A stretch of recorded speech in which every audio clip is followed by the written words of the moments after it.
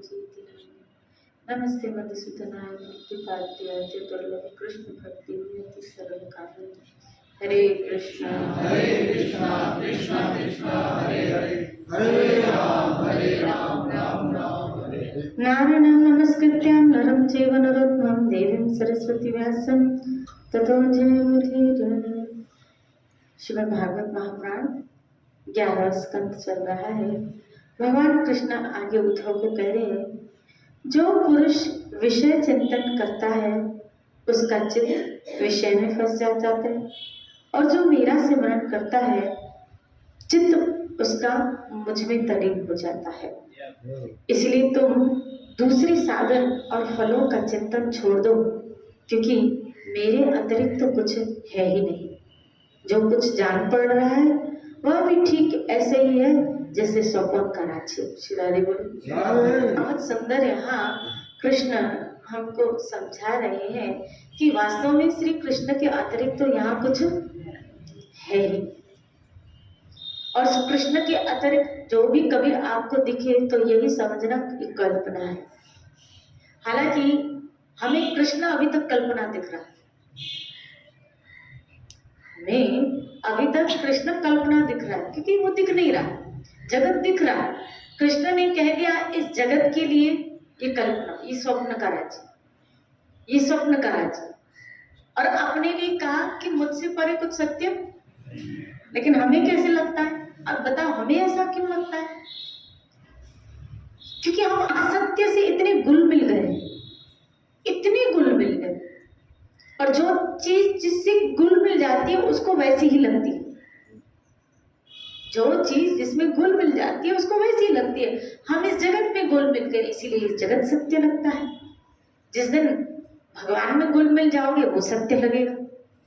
तभी तो यहाँ का क्या, जो विषयों में लगा हुआ है उसका चित्त विषयों में फंसा हुआ है, जो मुझ में लगा हुआ है उसका चित्त मुझ में फंसा है, वो मुझ में लगा। और तुम्हें तो ये सोचना चाहिए उद्धव कि मुझसे परे तो कुछ है ही नहीं। श्री राधे बोलो। मुझसे परे कुछ सत्य है ही नहीं, और जो कुछ दिख रहा है वो कल्पना का राज्य, तुम्हारा मनोरथ, एक कल्पना का राज्य। लेकिन हमें तो ऐसा नहीं लग रहा है। फिर हमें इस जगत की सत्यता क्यों भासती है? हम उस सत्य में ऊपर कब स्थिर होंगे? हम उस सत्य में परमात्मा में कब स्थित होंगे? हम उस ईश्वर में कब स्थित होंगे? यहाँ हमें प्यार मिलता है तो हम यहाँ लुप्त हो जाते हैं, अपने लगते हैं कि हाँ, इस जगत से जब दुख आता है, त्रास आता है, तकलीफ आती है, कष्ट आता है, प्रॉब्लम्स आती है, तब लगता है जो सत्संग में बात सुनिए ना वो सही है क्या? जगत मिथ्या। श्री राधे। तब जगत की असारता और जगत से कुछ विलक्षणता, कुछ वैराग, कुछ खटास आने लगती है। लेकिन वो कब? जब यहाँ से दुख आता है, जब और जब नहीं आता है तो तब तो ये सत्य लगता है। ऐसा लगता है क्या हम इस जगत से कभी ना मरे, कभी ना जाए, ये हमें कभी ना छोड़े और हम इनको कभी ना छोड़े। इतना प्यार करने वाला समाज, इतना प्यार करने वाले लोग, इतने पूछने वाले लोग। इसीलिए मैं कहती हूँ कि जब इस जगत से दुत्कार, तिरस्कार, अपमान, नफरत ये सब मिले ना, समझ लेना एक बहुत बड़ी गिफ्ट मिल रही है। भगवान की तरफ से एक बहुत बड़ी गिफ्ट मिल रही है। क्यों? ऐसे तो हमारा मन नहीं छोड़ पाएगा इस जगत को, तो भगवान इस तरीके से इस मन को छुड़ा रहे हैं। श्री राधे बोले। इस तरीके से हम इस जगत से निकाल रहे हैं, नहीं तो बहुत निकलना प्राय भाई मुश्किल है। चिंतन छूटता नहीं है इस जगत का। कभी कभी तो कई लोग कहते हैं पापी पेट के लिए बोलो करना पड़ता है। श्री राधे बोली तो पापी पेट के लिए करना, पेट के लिए जितना मिले ना ईमानदारी से उतना मिल रहा है अपन को। पापी पेट के लिए नहीं कर रहे हो तुम, क्या इनके लिए कर रहे? श्री राधे बोली पापी पेट के लिए तो भगवान ने व्यवस्था तुम्हारे लिए करके रखी है। हम पेट की नहीं, हम मन की इच्छाओं का, जो हमारी मन की इच्छाएं है ना, उसके लिए हम पाप करते हैं। पेट के लिए पाप नहीं करता व्यक्ति, क्योंकि पेट तो निकल जाएगा, इतना तो है कि पेट के लिए निकल जाता है। व्यक्ति पाप करता है इच्छाओं के लिए, अपने मन की इच्छाओं के लिए वो पाप करता है। श्री राधे, अपने मन की और हमसे जुड़े मोह के जो संबंध है, उनके मन की इच्छा, उनकी इच्छाएं पूरी करने के लिए भी हम पाप से बंधित हो जाते हैं और हम कर बैठते हैं। और हम फिर यही सोचते हैं जो होगा देखा जाए। श्री राधे बोलो। लेकिन याद रखना, तुम्हारे इस पाप के भागीदारी तुम्हारे भाई बंधु मित्र कुलीन संबंधी नहीं होंगे। इसका सबसे बड़ा उदाहरण नारद मुनि ने श्री वाल्मीकि जी को दिया था। जब वो पूर्व एक डाकू का जीवन बिता रहे थे, डकैती का जीवन बिता रहे थे, तब नारद की उनके ऊपर कृपा हुई और कहा, भाई ये जो तुम गला काटते हो, चोरियां करते हो, ये किसके लिए करते हो? बोला, भाई इसके लिए करना पड़ता है, तो खाएंगे क्या अपन?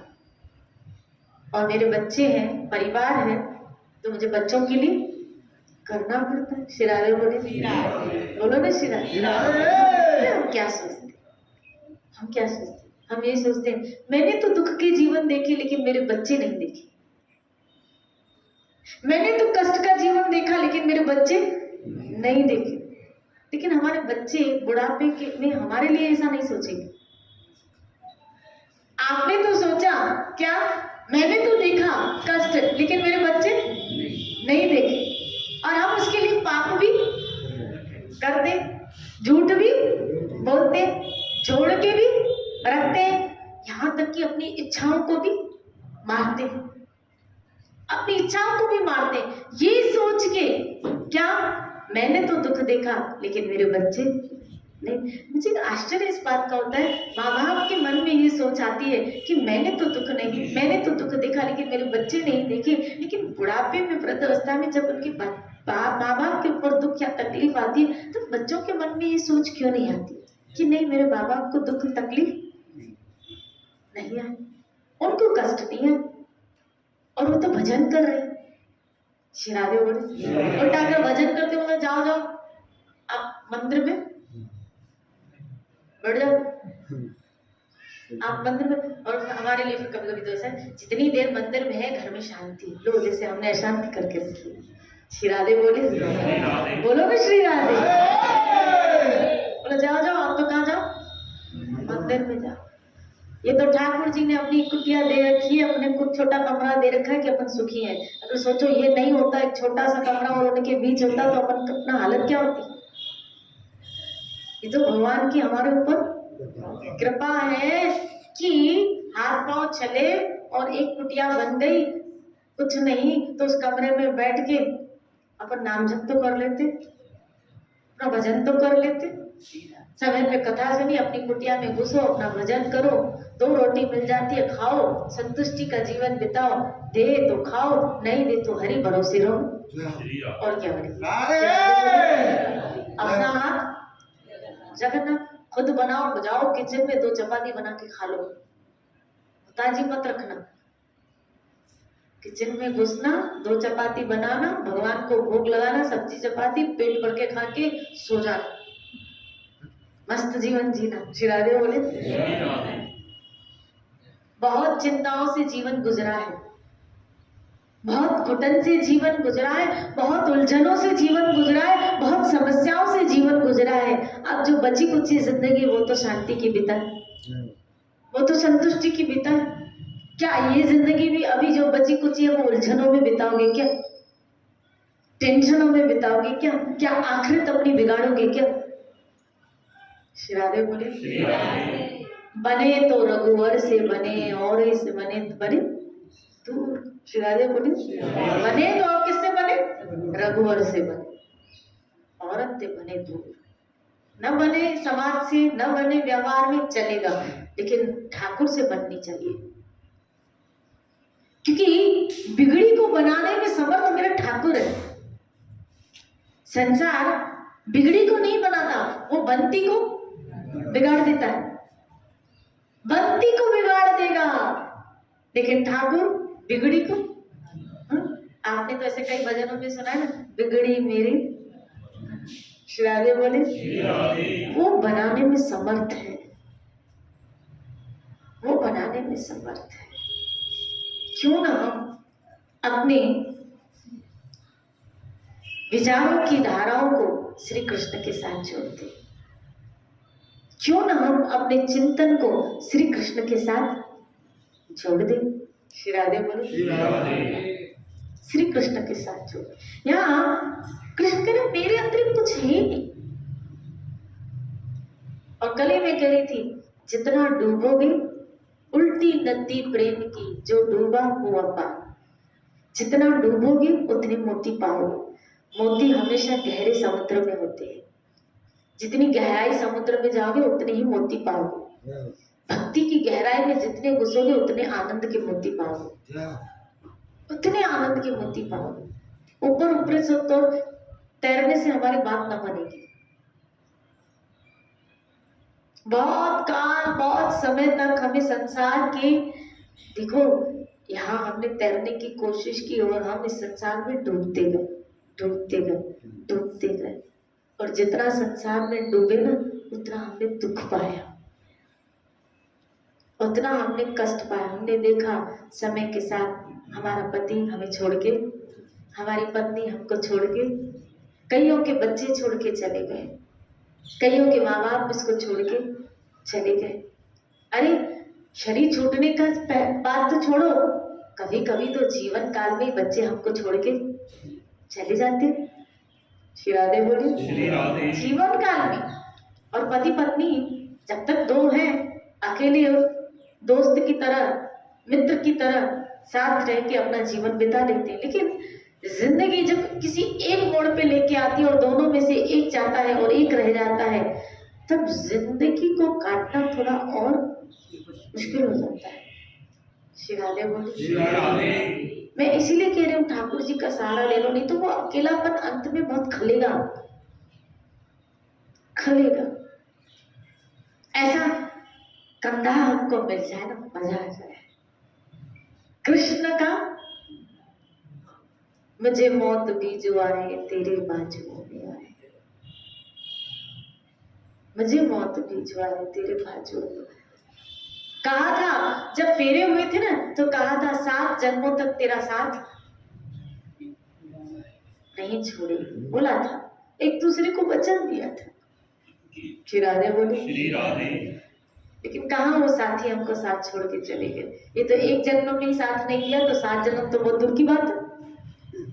श्री राधे बोले, एक जन्म में साथ नहीं दिया उन्होंने, तो 7 जन्म तो बहुत दूर की बात है। कौन साथ थे बताओ जरा, फिलॉसफी को समझो तो खरी, कौन दे साथ। और कृष्ण गीता में कहते, हे अर्जुन तू और मैं कल भी, आज भी, आगे भी रहेंगे। आप देखो आपका साथ कौन दे रहा। जब ये आत्मा किसी सुअर की देह में थी, तब भी मेरा हरि अंतर्यामी था। ये आत्मा जब किसी पशु योनि में थी, तब भी मेरा हरि अंतर्यामी। आप देखो गजेंद्र लीला में आता है, गजेंद्र लीला में आता है, पूर्व जन्म में राजा गजेंद्र राजा इंद्रद्युम्न था। उस वक्त भी परमात्मा उसके साथ था, लेकिन जब गजेंद्र योनि प्राप्त की है और उसके जीवन में तकलीफ आई है, कष्ट आया है, ग्राहक के द्वारा मुसीबत आई है, तब भी हरि ने उसका साथ दिया, तब भी ठाकुर ने उसका साथ दिया। जब भरत राजा थे, हिरक बने, ब्राह्मण बने, कहाँ हरि ने साथ छोड़ा। श्री राधे बोली, उसको स्मृति आई। अंततः जब ब्राह्मण देह प्राप्त होती है, तब तो एक निर्णय ले लिया क्या कि एक क्षण के लिए भी चेतना ईश्वर से न छूटे। जिसने मेरा साथ दिया, अब मैं उसका साथ कभी नहीं छोड़ूंगा। एक क्षण भी उससे चेतना न छूटे, इसलिए जड़ की तरह बने रहे कि इस जगत में मेरी चेतना न जाए, इस जगत में मेरी स्मृतियां न जाए। कहीं इस जगत में स्मृतियां फिर बट गई तो फिर कहीं किसी और देह में मुझे भटकना ना पड़े। ना ना, अब तो मुझे अपनी चेतना बाहर नहीं भटकानी, अब तो अपनी चेतना श्री हरि को ही देनी है। बने तो रघुवर से बने। श्री राधे बोलिए। हमारी चेतना, हमारी स्मृतियां, हमारी सोच, हमारी विचार जब इस जगत में जाते हैं ना तो याद रखना मलिन हो जाती है, वो सोच मलिन हो जाती है, दुष्प्रवृत्तियां कब्जा कर लेती है और उसका परिणाम क्या निकलता है आप देखो। कहीं ये जगत में गई और किसी एक विकार में अटकी। कृष्ण ने तो आगे यहाँ पे कहा इंद्रियों को विषयों से खींच लो, सब इंद्रियों को विषयों से खींच लो। 5 इंद्रियां, 5 कर्म, 5 ज्ञान इंद्रिय, हर इंद्रिय का एक विषय।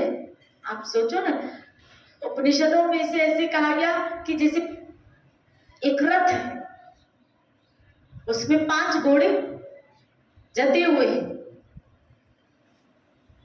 और 5 घोड़े जते हुए हैं।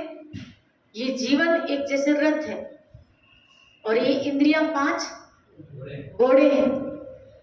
इसमें सवार कौन है? वो मालिक बैठा है। सवार कौन है? आत्मा। और मन इसको चला रहा है। मन इसको, इस रथ को वो कौन चला रहा है? मन। और लगाम कौन है? बुद्धि। श्री राधे बोलिए, श्री राधे बोलिए, श्री राधे। मन चला रहा है, मन चला रहा है। किसको चला रहा है? अब मन कहता है इस इंद्री को ये देखना है, मन कहता है इन कानों को ये सुनना है, मन कहता है इन नाक को ये सूंघना है। ऐसे प्रत्येक इंद्रिय विषय की तरफ जा रही है। श्री राधे बोलो। गरुड़ पुराण में तो इसका सुंदर उदाहरण आया है। गरुड़ पुराण में आया है कि भंवरा मछली, ये 5 इंद्रियों के जो 5 विषय में बहुत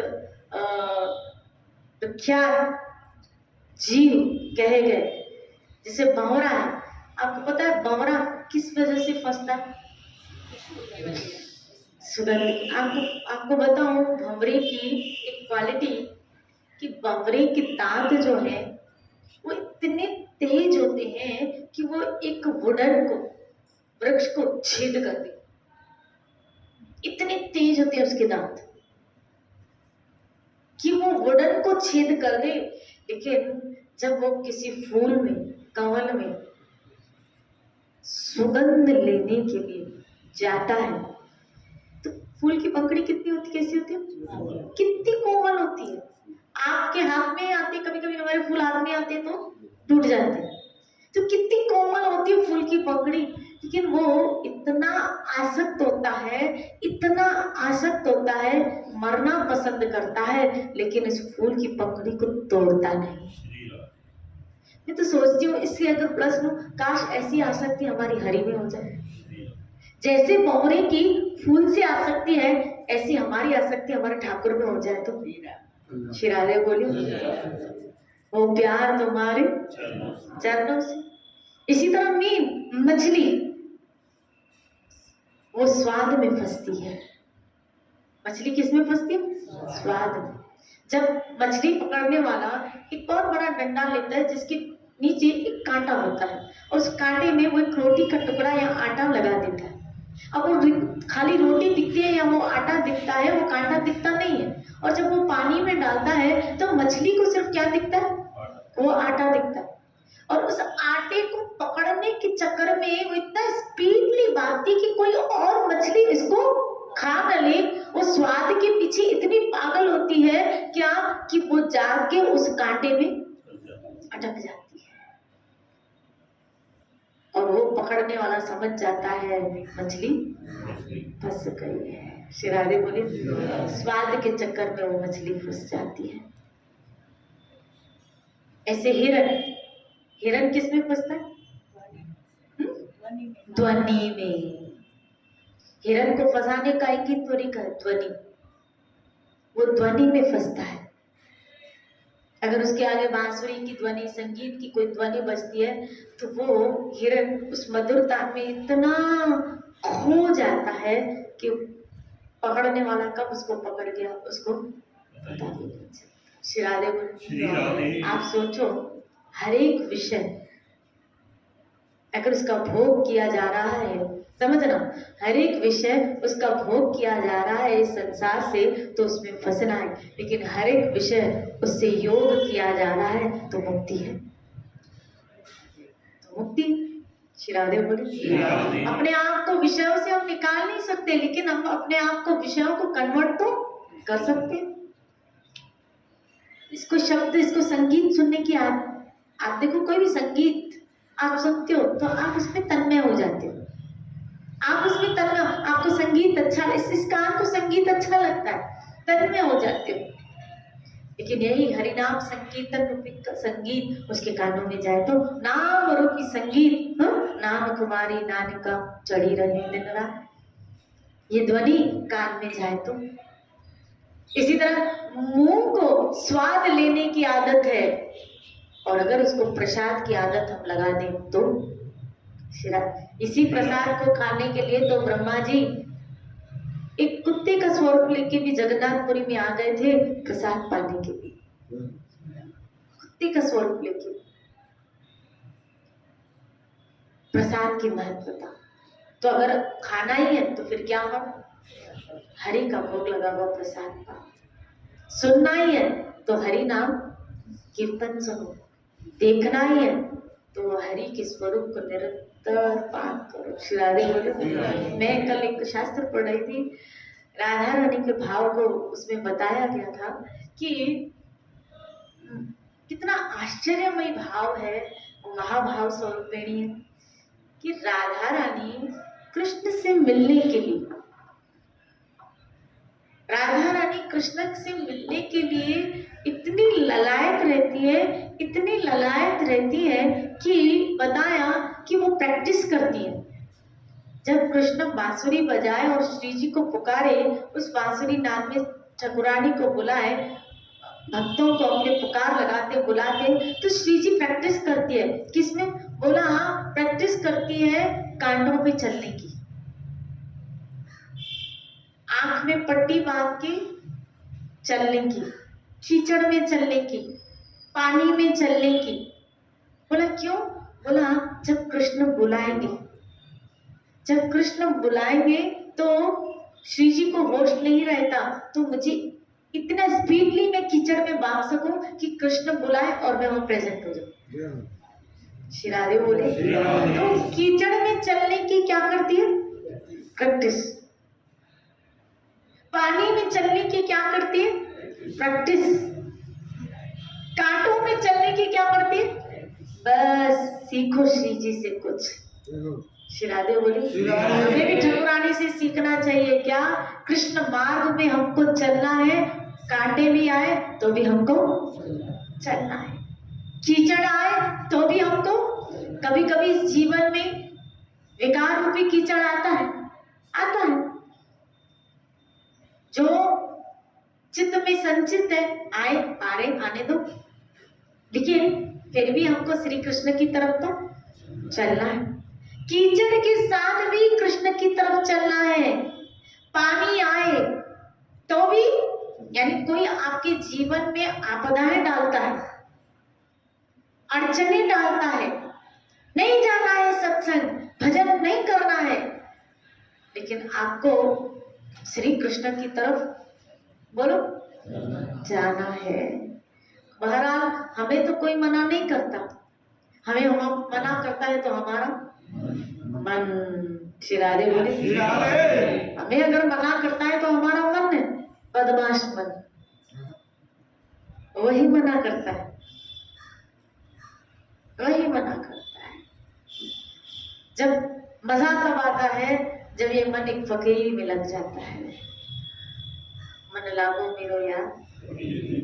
ये बीच में बोलूंगा ये राधा रानी चो चौसठ गलाते अवतार है, क्यों है? क्यों है? हाँ क्यों है? क्योंकि वो कृष्ण की हलादनी शक्ति है। क्यों? क्योंकि वो कृष्ण की, वो कोई और तत्व तो है ही नहीं, वो स्वयं श्री कृष्ण है। मैं हमेशा कहती हूँ कृष्ण सत्य, चित्त और आनंद, सत्य, चित्त और आनंद स्वरूप है। तो जो कृष्ण के अंदर आनंद है, जो श्री कृष्ण के अंदर आनंद है, वो आनंद बाहर प्रकट हुआ है श्री जी के रूप में, उसने स्वरूप लिया है। आनंद ने श्री जी का क्या लिया? स्वरूप। इसीलिए श्री जी नित्य हमेशा ठाकुर जी को क्या देती रहती है? आनंद देती रहती है, आनंद देती रहती है। श्री राधे बोले, आह्लादनी शक्ति है श्री जी। तो जितनी शक्तियां श्री कृष्ण के अंदर है, श्री जी में भी उतना ही है। श्री राधे बोले, उल्टा आनंद में तो उससे ज्यादा जो श्री कृष्ण को आनंद दे ना, आप सोचो, जो श्री कृष्ण को आनंद दे उसमें कितनी कला है, उसमें कितने गुण होंगे। जो कृष्ण को आनंद दे, कृष्ण सबको आनंद दे रहे। आज हम नाम लेते हैं, आज हम कथा सुन रहे हैं, तो कृष्ण सबको आनंद दे रहे। लेकिन जो कृष्ण को आनंद दे, आप सोचो उसमें तो कृष्ण से भी ज्यादा गुण होंगे। श्री राधे बोले, श्री जी में कृष्ण से भी, क्योंकि वो कृष्ण को भी क्या देती है? आनंद देती है। ब्रह्मा जी बैठो आके चरण बता में बरसाने वाले पर्वत पे नकुल राधा रानी के चरण विराजमान है, ब्रह्मा जी के पर्वत, ब्रह्मा जी के माथे।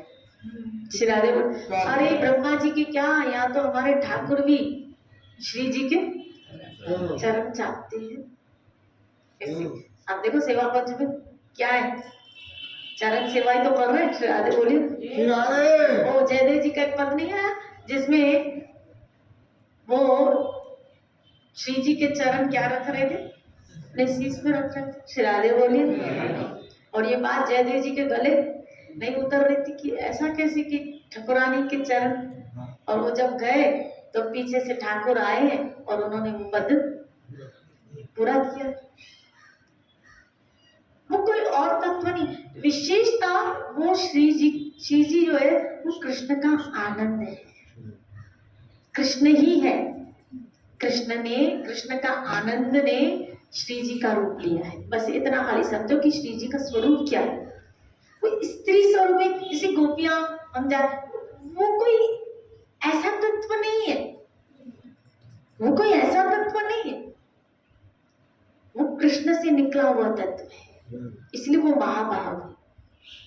और ऐसा भाव न किसी का था, न किसी का है, और न किसी का होगा। इसलिए सिर्फ चैतन्य महाप्रभु ही जो स्वयं साक्षात श्री जी का भाव लेके कृष्ण नीचे अवतरित हुए थे। इनके अतिरिक्त और किसी में वो महाभाव नहीं आ सकता। श्री राधे बोले, नहीं आ सकता, पॉसिबल ही नहीं, पॉसिबल ही नहीं। महाभाव के अधिकारिणी मात्र श्री जी है। इसीलिए हम सब इस मामले में कहने का तात्पर्य क्या कि जीवन में जो भी आए हमें श्री जी से सीखना चाहिए। वो किस तरह श्री कृष्ण से मिलने के लिए, मुझे मैं कल पढ़ी तो आश्चर्य की श्री जी इस चीज की प्रैक्टिस करती है क्या कि कृष्ण जब बुलाए, समझना, कृष्ण जब बुलाए तो मैं दौड़ी चली जाऊं, इसकी मुझे प्रैक्टिस होनी चाहिए कीचड़ में चलने की। इसी तरह सत्संग में भी कृष्ण हमको बुलाते हैं। ये बांसुरी बजती है और बांसुरी में नाम लिए जाते हैं। श्री राधे बोलिए, बांसुरी में भाई गोपी वही आ रही थी ना जिसका नाम लिया जा रहा था। सत्संग में भी वही आता है जिसका नाम ठाकुर जी देते हैं। श्री राधे बोलिए, हर एक थोड़ी बैठ पाएगा यहाँ। क्या सब ब्रजवासी आए थे रास में? सब गोपियां आई थी रास में ना? सब क्यों नहीं आई थी? बोला जिसको ठाकुर जी ने बुलाया था, जिसको बुलाया गया था वही आया था, जिसको बुलाया गया है वही आया है। श्री राधे बोलिए, आ जाओ। अब हमें प्रैक्टिस होनी चाहिए। घर में प्रॉब्लम आई तो हमें इस चीज की प्रैक्टिस होनी चाहिए। हमें तो श्याम सुंदर में बुलाया है क्या सांवरिया से मिलने का? सत्संग तो बहाना है शिराज, ये तो बहाना है, ये तो उससे मुलाकात का एक बहाना है। हरि चर्चा सुन के उससे मुलाकात हो जाती है। शिरारे बोले, इसीलिए जब सत्संग के लिए आओ, आपके अंदर भावना, आपके अंदर भावना नहीं जागती, ठाकुर आपको बुलाते हैं तब आपके अंदर भावना जागती। कई लोग आते हैं यहाँ से मत्था टेक के, आप देखो चलते बनते, यहाँ पैर नहीं टिकते, बैठ नहीं पाते, क्यों? आ तो गए, लेकिन रास में, सत्संग रूपी कथा कीर्तन रूपी रस में भी वही प्रविष्ट कर पाएगा जिसको मेरा सांवरिया बुलाए। श्री राधे बोले, वही बैठ पाएगा क्या? नहीं तो घर याद आएगा, घर के काम याद आएंगे, ये सब अड़चनों को हमको क्रॉस करते हुए जाना है ना। मुझे कृष्ण ने बुलाया है और मुझे जाना, मुझे कृष्ण ने बुलाया है, जाना है। ये जो आने का भाव आपके अंदर आया ना, तो आपके अंदर आने से पहले मेरे ठाकुर के अंदर आया है। हमारे अंदर आने से पहले सत्संग का भाव पहले ठाकुर के अंदर आया है कि इसको बुलाऊं, इसको बुलाया जाए, और इसको बुलाया जाए तब आपके अंदर भाव आया कि मुझे जाया जाए, मुझे जाना है। श्री राधे बोले, इसीलिए जब भी सत्संग के प्रति भाव आने का है, समझ लेना ठाकुर ने मुझे याद किया है, ठाकुर ने मुझे याद किया। इसी चर्चा को लेते हुए कल चलेंगे। खूब भजन करो, अपने जीवन को धन्य करो।